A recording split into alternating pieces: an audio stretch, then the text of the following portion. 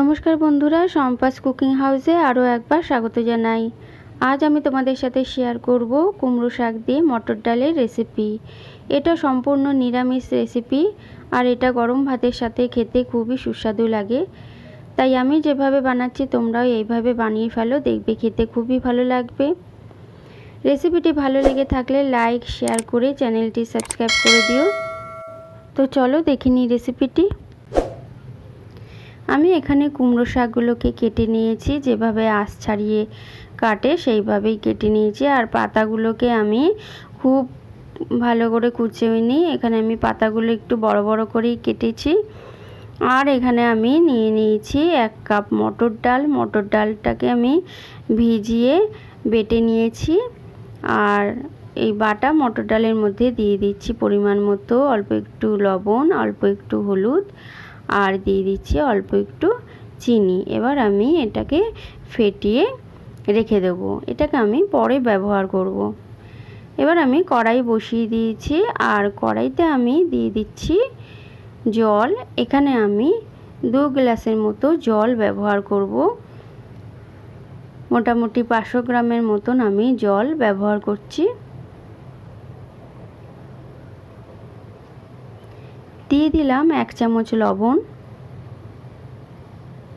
দিয়ে দিলাম 1/2 চামচ হলুদ গুঁড়ো। এবার জলটা ফুটে উঠলে আমি দিয়ে দেব কুমড়ো শাকগুলো। কুমড়ো শাকগুলো আমি এবার দিয়ে দিচ্ছি। কুমড়ো শাকগুলো দেওয়ার পরে আমি এবার ঢাকা দিয়ে 1 থেকে 2 মিনিটের জন্য রেখে দেব।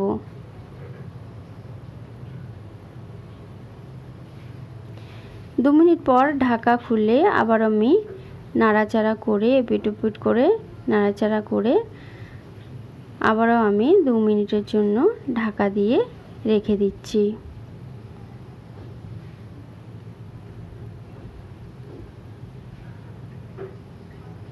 দু মিনিট পর ঢাকাটা খুলে দেখে নেব ডাঁটাগুলো সেদ্ধ হয়েছে কিনা। ডাঁটাগুলো সেদ্ধ হয়ে গেছে। এবার আমি দিয়ে দেব বাটা মটর ডাল।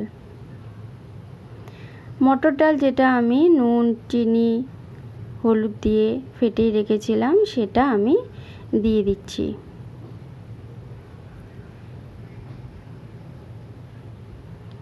দিয়ে দিলাম মটর ডাল বাটার বাটিটা একটু ধুয়ে সেই জলটা আমি দিয়ে দিলাম। এবার একটু নাড়াচাড়া করে, আমি খুব নাড়াচাড়া করব না, একটু নাড়াচাড়া করে জাস্ট ঢাকা দিয়ে আবারও 2 মিনিটের জন্য রেখে দেব।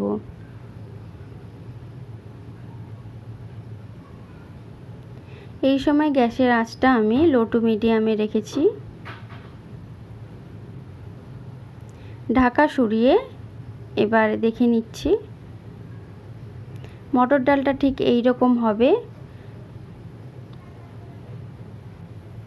এবার আমি নামিয়ে নিচ্ছি।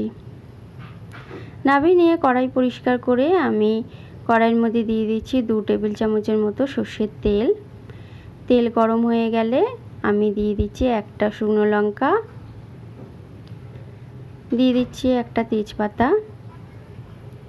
একটু নাড়াচাড়া করে এবার আমি দিয়ে দেব 1/2 চামচ 5 ফোড়ন। 5 ফোড়নটাও আমি হালকা একটু নাড়াচাড়া করে নিচ্ছি। দিয়ে দিচ্ছি আদা আর কাঁচা লঙ্কা বাটা। এখানে আমি 1 ইঞ্চি আদা আর একটা কাঁচা লঙ্কা বেটে রেখেছিলাম সেটা দিয়ে দিলাম।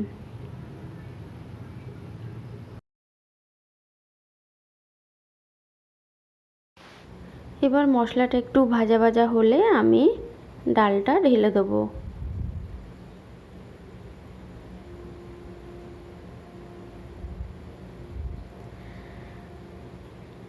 ডালটা ঢেলে এবার আমি একটু নাড়াচাড়া করে নিচ্ছি। এই সময় লবণটা অবশ্যই চেক করে নিতে হবে। এবার আমি দিয়ে দিচ্ছি 1/2 চামচ চিনি। নিরামিষ রান্নাতে একটু চিনি দিতে হয়, তাহলে এর টেস্টটা অনেক ভালো লাগে।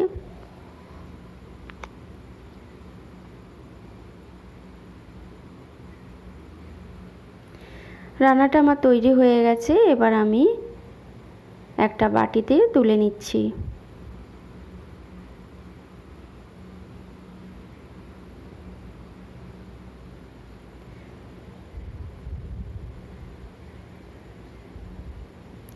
ডালটা ঠিক এই রকম হবে, খুব বেশি পাতলাও হবে না আবার খুব বেশি গাঢ়ও হবে না, ঠিক এই রকমই রান্না করতে হবে।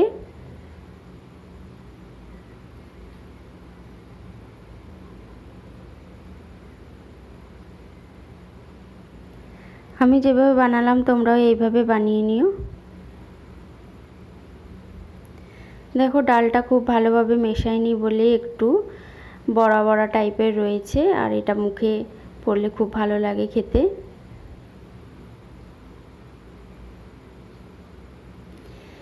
রেসিপিটি ভালো লাগলে লাইক ও শেয়ার করে দিও, কমেন্ট করে অবশ্যই জানিও রেসিপিটি কেমন লেগেছে।